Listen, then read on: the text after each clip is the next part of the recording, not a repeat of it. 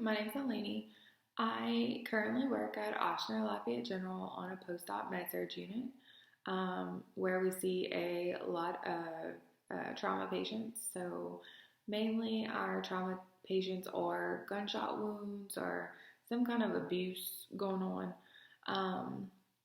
So that makes those patients VIPs. So we are very cautious as to who receives that patient information. So in order to decide who will receive this patient information, generally it's one family member of the patient who the patient says, yes, we can share the information to.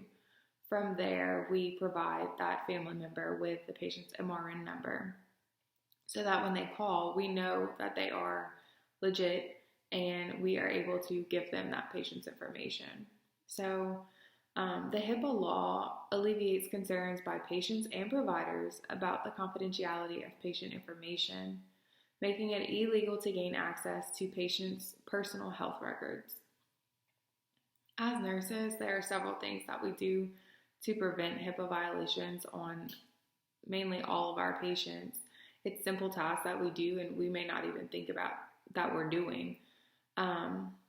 So for example, one thing that we do daily is shredding patient report sheets. So usually at the beginning of each shift, day or night, the other nurse provides them with a patient report sheet just to give like a little breakdown of the patient.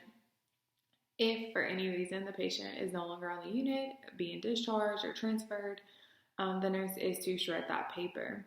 So this prevents a HIPAA violation because we're disposing of patient information in the proper manner.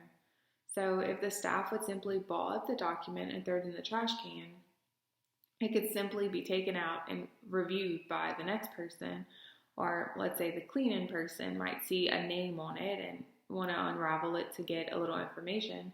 That would be violating our HIPAA law. So it's important to avoid HIPAA violations in my current setting for several reasons. So the main reason, of course, is we want to ensure that a patient's private records are protected from unauthorized distribution. So another reason is the increase in technology. So for example, if a report sheet's left in a patient's room or laying around at the nurse's station, we all have cell phones, right, with a camera.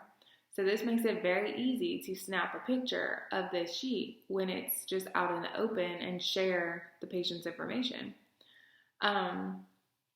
Also, we, on our nursing unit, at the nurse's station, we have screen protectants.